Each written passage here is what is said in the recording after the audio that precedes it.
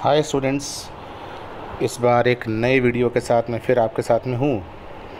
आपको वीडियो का टाइटल दिख रहा होगा न्यू एफडीआई पॉलिसी, यानी कि नई विदेशी प्रत्यक्ष निवेश नीति। विदेशी प्रत्यक्ष निवेश या प्रत्यक्ष विदेशी निवेश क्या होता है? जब कोई विदेशी निवेशक भारत में 10% या उससे अधिक हिस्सेदारी किसी कंपनी में या तो खरीद लेता है या नया प्रकार का इन्वेस्टमेंट करता है, तो उसको एफडीआई कहते हैं। मैंने आपको पहले भी बताया था, एफडीआई दो प्रकार का होता है। एक होता है ग्रीन फील्ड और एक होता है brown field. Green field FDI वो जब किसी नई कंपनी या नई एंटाइटी की स्थापना होती है जिसमें कम से कम 10% या उससे ज़्यादा निवेश विदेशी कंपनी का हो, और ब्राउन फील्ड वो जिसमें 10% से ज़्यादा निवेश विदेशी निवेशक का तो हो, किंतु एंटाइटी पुरानी हो, नई एंटाइटी की स्थापना ना हो, यानी कि नई कंपनी की स्थापना ना हो, वो है ब्राउन फील्ड। और अगर नई कंपनी की स्थापना होती है तो वो है ग्रीन फील्ड। अब ये न्यू एफडीआई पॉलिसी या ये नई प्रत्यक्ष विदेशी निवेश नीति लाने की ज़रूरत क्यों पड़ी? इसका एक बैकग्राउंड है, और वो बैकग्राउंड ये है कि पिछले कुछ वर्षों से लगातार भारत के अंदर चीनी कंपनियों का निवेश बढ़ रहा है, चाइनीज़ कंपनियों का निवेश बढ़ रहा है। ग्लोबलाइजेशन के दौर में ये स्वाभाविक भी है कि एक देश की कंपनी का निवेश दूसरे देश की कंपनी में बढ़े, इसके लाभ भी है। किंतु इन निवेश में एक ट्रेंड देखने को मिल रहा है, और वो ट्रेंड ये है कि भारतीय कंपनियों की मजबूरी का लाभ उठाना, भारत में चीनी हस्तक्षेप को बढ़ाने का प्रयत्न करना, और इसीलिए इस नई प्रत्यक्ष विदेशी निवेश नीति की आवश्यकता महसूस की जा रही थी, जिसको भारत सरकार ने 18 अप्रैल को घोषित किया है। अब ज़रा मैं ग्राफिकली आपको ये समझाना चाहूँगा कि किस प्रकार से चीनी कंपनियां भारत में दिन ब दिन प्रभुत्व बढ़ाई जा रही है। हम ज़रा ग्राफ में देखें, ये इस ग्राफ को बहुत अच्छे से सब लोग देखिएगा। भारत में चाइनीज़ कंपनीज़ किस प्रकार से अपना निवेश बढ़ाती जा रही है। जब हम इन्वेस्टमेंट वैल्यू, जो स्लाइड में आपको दिख रहा होगा, निवेश के मूल्य के ग्राफ को देखते हैं, तो आप देखिए ज़रा कि शुरुआत में चाइनीज़ कंपनीज़ का या चीनी कंपनियों का निवेश सिर्फ इंफ्रास्ट्रक्चर या आधारभूत संरचना की प्रोजेक्ट्स में था। ब्लू जो ग्राफ है, ब्लू जो आपके दंड आरेख है या जिसको बार कोड कहते हैं, वो क्या सिद्ध कर रहा है? इंफ्रास्ट्रक्चर या आधारभूत संरचना के अंदर निवेश था। धीरे धीरे ये निवेश कंज्यूमर गुड्स में 2017 में कंज्यूमर गुड्स में भी बढ़ने लगा, यानी कि हमारी दैनिक उपभोग की वस्तुओं में। उसके साथ साथ एनर्जी यानी कि ऊर्जा में भी बढ़ने लगा। फिर रियल एस्टेट, ऑटोमोबाइल, इन क्षेत्रों में भी चीनी निवेश बढ़ने लगा। और 2016 से 2019 के ग्राफ का अगर कंपैरिजन करें तो देखने में क्या आता है, 2016 में जहां चीनी कंपनियां भारत में सिर्फ आधारभूत संरचना में निवेश करने में रुचि दिखा रही थी, 2019 आते आते वो भारत में लगभग प्रत्येक क्षेत्र में निवेश करने में रुचि दिखाने लगी, जिसमें ऑटोमोबाइल भी है, रियल एस्टेट यानी कि संपदा का खरीद बिक्री भी है, उसके अंदर ऊर्जा यानी कि एनर्जी भी है, कंज्यूमर गुड्स यानी कि दैनिक उपभोग की वस्तुएं भी है। और भारत में चाइनीज़ जो है प्रोडक्ट एक तरह से छा गए। चीन में बने प्रोडक्ट ही नहीं, बल्कि चीन के द्वारा भारत में निवेशित की गई कंपनियों के द्वारा बने प्रोडक्ट छा गए। इसी स्लाइड के अंदर आपको एक हेडिंग दिख रहा होगा, Chinese economic footprint in India. इसका क्या हेडिंग का नाम है? Chinese economic footprint in India. मतलब चीन का भारत में कैसे कैसे चरण आगे बढ़े, प्रवेश बढ़ा, उसका एक पैटर्न शो किया गया है इसके अंदर क्या बताया गया है?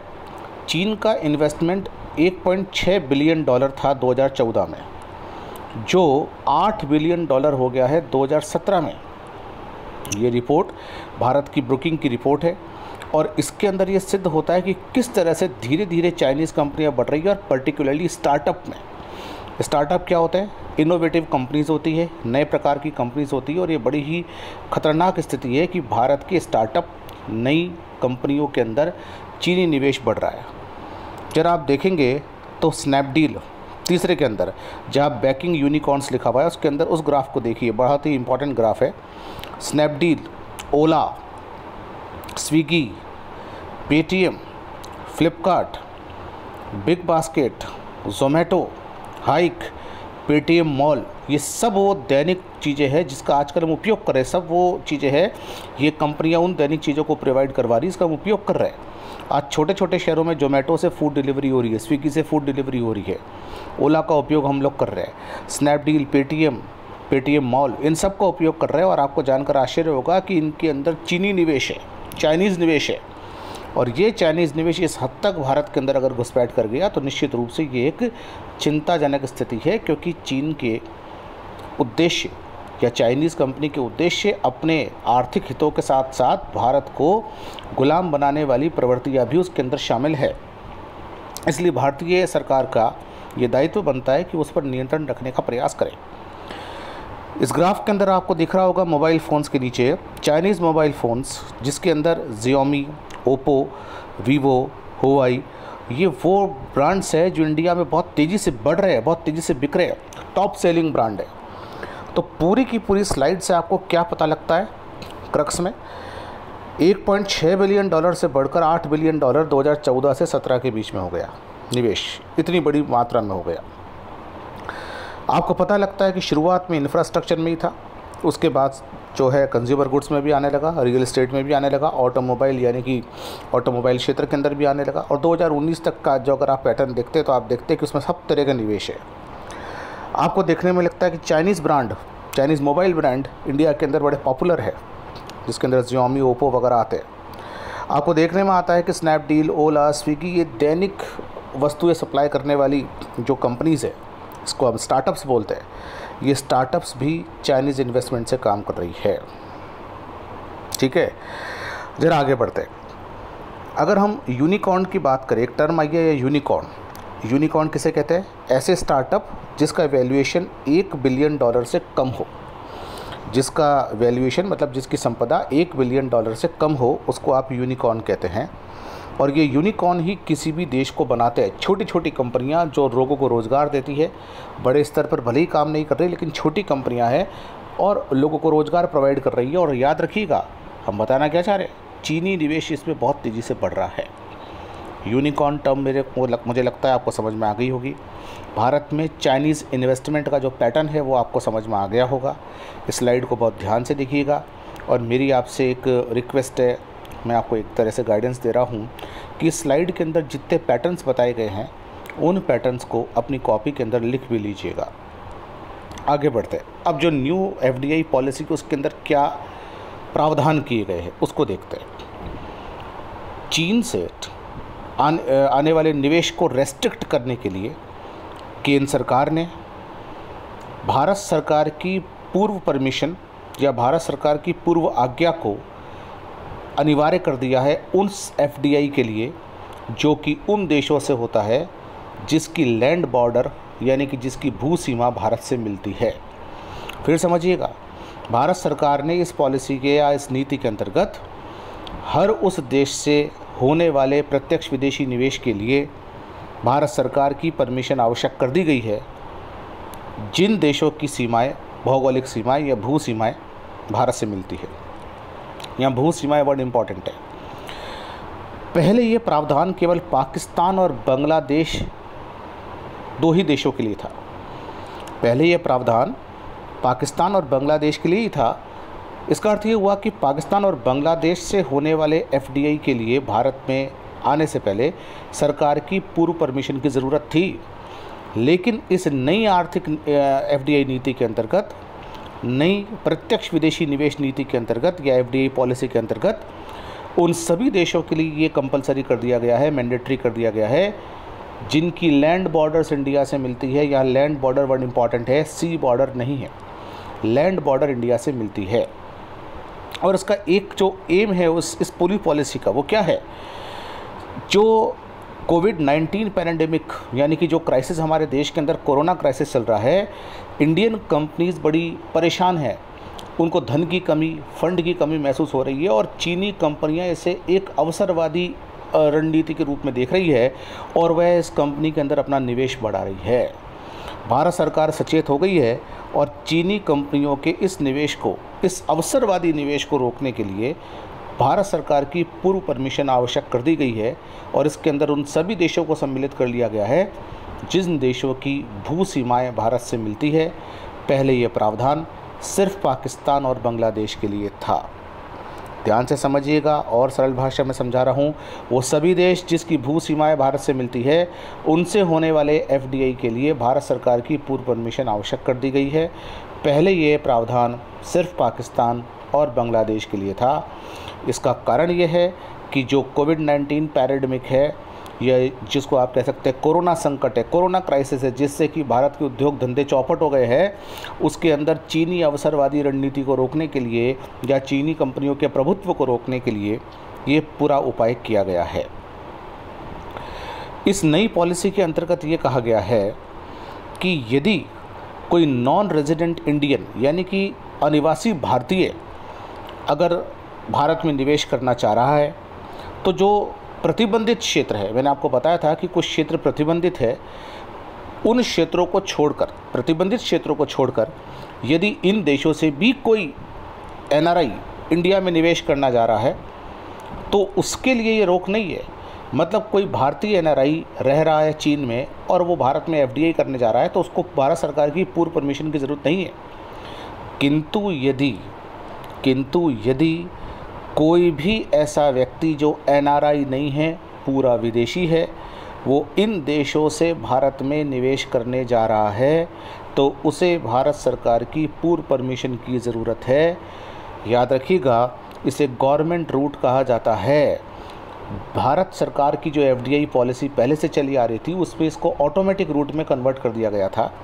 क्या कन्वर्ट कर दिया गया था कि पाकिस्तान बांग्लादेश को छोड़कर बाकी किसी भी देश से भारत में होने वाले एफडीआई में सिर्फ आरबीआई और संबंधित विभाग की परमिशन ज़रूरी थी।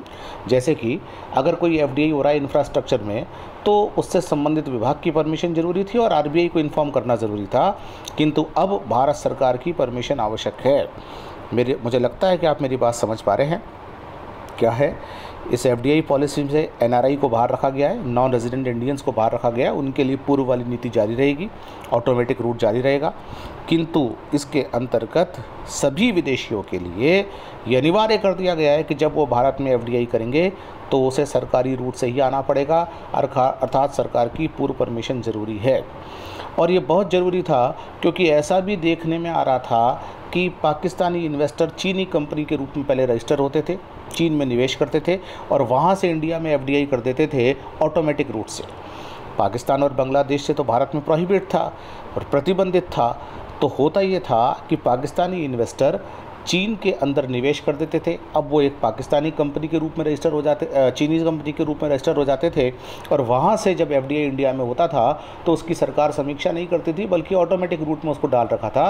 तो धीरे धीरे यह प्रवृत्ति भी देखने में आई थी कि पाकिस्तानी निवेशकों का भारतीय कंपनियों के अंदर निवेश बढ़ रहा था, जो बहुत चिंताजनक बात है क्योंकि पाकिस्तानी निवेशक किस आपराधिक बैकग्राउंड का हो हम नहीं जानते और भारत और पाकिस्तान के बीच में जो आतंकवाद का मसला है उसकी सेंसिटिविटी को ध्यान में रखना यहाँ ज़रूरी था।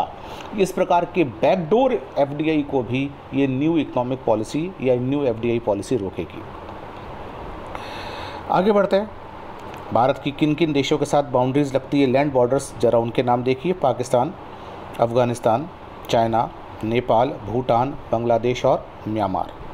तो याद रखिएगा, इस लैंड बॉर्डर्स की बात हुई थी इसलिए मैंने इसके अंदर श्रीलंका जैसे देशों को शामिल नहीं किया गया है। तो कौन कौन से देश है? पाकिस्तान, अफ़गानिस्तान, चाइना, नेपाल, भूटान, बांग्लादेश और म्यांमार। पहले, फिर मैं बार बार स्ट्रेस देकर कह रहा हूँ, पहले इन देशों से सीधे आरबीआई को सूचित करके भारत में निवेश हो सकता था, लेकिन अब भारत में आरबीआई को सूचित करके इन देशों से निवेश नहीं हो सकता। भारत सरकार की पूर्व परमिशन ज़रूरी है। भारत सरकार की प्रायर परमिशन के बगैर इन देशों से जिनकी लैंड बॉर्डर्स भारत से मिलती है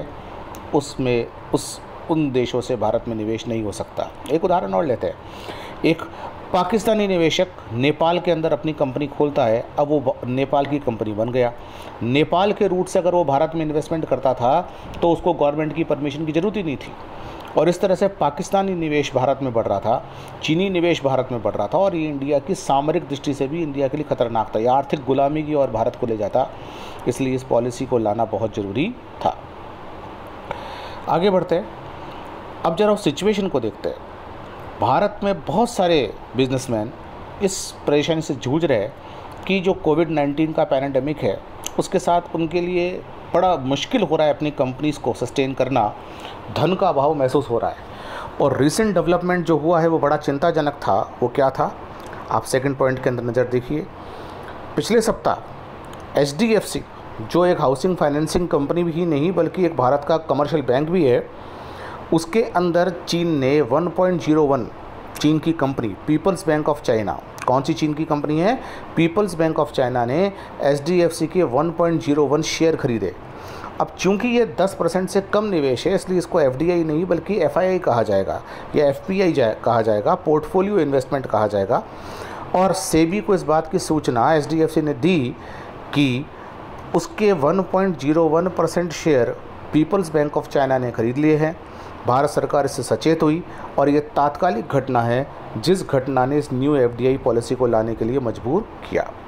तो अब न्यू FDI या न्यू फॉरेन इन्वेस्टमेंट पॉलिसी क्या बोलती है, लैंड बॉर्डर्स जिन जिन देशों के साथ मिलती है उन देशों से यदि भारत में निवेश करना है तो ऑटोमेटिक रूट से नहीं बल्कि सरकारी रूट से करना पड़ेगा। ऑटोमेटिक और सरकारी रूट में आपके कन्फ्यूज़न को दूर करने के लिए मैं फिर क्लियर कर रहा हूँ। भारत में विदेशी निवेश दो प्रकार से हो सकता है, दो रूट से या दो मार्गों से हो सकता है। अधिकांश मार्ग वो है जिसमें भारत सरकार की पूर्व परमिशन की ज़रूरत नहीं है। आप कोई भी विदेशी निवेशक भारत में यदि निवेश करना चाहे तो वो संबंधित विभाग, कौन सा विभाग, जिस विभाग से संबंधित उसकी कंपनी है, जैसे कि अगर वो अंतरिक्ष विभाग से संबंधित है तो अंतरिक्ष विभाग को सूचित करेगा, अगर वो अंतरिक्ष उपकरण बनाता है तो अंतरिक्ष विभाग को सूचित करेगा और उसके बाद RBI को सूचित करके अपना काम शुरू कर सकता था, है ना। और दूसरा रूट क्या है, दूसरा रूट वो है जो सेंसिटिव है, संवेदनशील है, जिसमें भारत सरकार की परमिशन ज़रूरी है। भारत सरकार ने नई नीति के अंतर्गत लैंड बॉर्डर्स रखने वाले हर देश के साथ सरकारी रूट अनिवार्य कर दिया गया है और इसका अर्थ ये हुआ कि अब इन देशों से होने वाला कोई भी निवेश भारत में तब तक नहीं हो सकता जब तक कि भारत सरकार की परमिशन ना मिल जाए। तात्कालिक घटना कौन सी हुई, HDFC के अंदर पीपल्स बैंक ऑफ चाइना का 1.01% FPI, मैंने FDI क्यों नहीं बोला है, क्योंकि FDI तभी होता है जब 10% या उससे ज़्यादा शेयर खरीदे जाते हैं, जबकि यहाँ जो फिगर हमारे सामने आ रहा है वो क्या आ रहा है, 1.01%। तो कुल मिलाकर ये भारत सरकार का ऑफिशियल नोटिफिकेशन जारी हो जाने के बाद, ये फॉरेन एक्सचेंज मैनेजमेंट एक्ट का नोटिफिकेशन जारी हो जाने के बाद ये पॉलिसी अस्तित्व में आ जाएगी और ये पॉलिसी आपके एग्जामिनेशन पॉइंट ऑफ व्यू से बड़ी इंपॉर्टेंट है। क्या क्या क्वेश्चन इससे बन सकते हैं ज़रा उसे देखते हैं। Question number 1, what is FDI? बहुत सिंपल क्वेश्चन है। FDI वो है जिसमें कोई विदेशी निवेशक भारत में 10% या उससे ज़्यादा निवेश करता है, उसे FDI कहते हैं। FDI दो प्रकार से होता है, ग्रीन फील्ड और ब्राउन फील्ड। यदि FDI में नई कंपनी की स्थापना हो तो उसे ग्रीन फील्ड, और अगर पुरानी कंपनी में ही निवेश बढ़ रहा हो 10% से ज़्यादा तो उसे कहते हैं ब्राउन फील्ड। दूसरा क्वेश्चन बनता है FPI किसे कहते हैं? 10% से कम निवेश यदि हो किसी भारतीय कंपनी में विदेशी कंपनी का तो उसे FPI या फॉरेन पोर्टफोलियो इन्वेस्टमेंट कहते हैं। इसे कई बार विदेशी संस्थागत निवेश, फॉरेन इंस्टीट्यूशनल इन्वेस्टमेंट FII भी कहा जाता है। चीनी कंपनियां भारत में प्रभुत्व कैसे बढ़ा रही थी ये मैंने आपको एक पिक्टोरियल तरीके से ग्राफ्स के द्वारा और दूसरे एनिमेशंस के द्वारा समझाया था। आप देखते हैं कि चीनी कंपनियों का व्यापार भारत में 1.6 बिलियन से बढ़कर 2014 में जो 1.6 बिलियन था उसे बढ़कर कितना हो गया था, 8 बिलियन के करीब। लगभग हर क्षेत्र में मोबाइल कंपनीज़ जो चीनी मोबाइल है वही भारत में बहुत ज़्यादा बिक रहे हैं। उन ब्रांड्स की बहुत हाईली सेल ब्रांड्स है, पेटीएम, इसके अलावा आप दूसरे जो हमारी ओला है, स्विगी है, इन सब के अंदर चीनी कंपनियों का निवेश बढ़ रहा था। इस सब को रेस्ट्रिक्ट करना ज़रूरी था और इसी ट्रेंड के अंतर्गत HDFC में जब पीपल्स बैंक ऑफ चाइना का FPI हुआ तो भारत सरकार को आखिरकार चीन को मजबूर करने के लिए या चीन पर जवाबी हमला करने के लिए ये FDI पॉलिसी लेकर आई। इसका बड़ा अच्छा इम्पैक्ट होगा। भारत की कंपनियां चीनी रूट को भूलने लगेगी, चीन की कंपनियां यदि भारत में आएगी तो उसके उद्देश्य अच्छे होंगे, उसके उद्देश्य बिजनेस से निहित होंगे, ना कि भारत को आर्थिक गुलामी की ओर ले जाने से निहित होंगे। तो याद रखिएगा, ये सारा कुछ यहाँ से आपके एग्जामिनेशन पॉइंट ऑफ व्यू के लिए इम्पॉर्टेंट है, और मुझे आशा ही नहीं पूर्ण विश्वास है कि आपको ये समझ में आ रहा होगा। अगर आपको किसी भी प्रकार की समस्या हो तो कमेंट बॉक्स में जाकर आप कमेंट कीजिए, क्वेश्चन पूछिए। आपके साथ जुड़े रहेंगे। लॉकडाउन 2.0 चल रहा है। सेफ़ रहिए, घर में रहिए, स्वस्थ रहिए, मस्त रहिए। Thank you so much.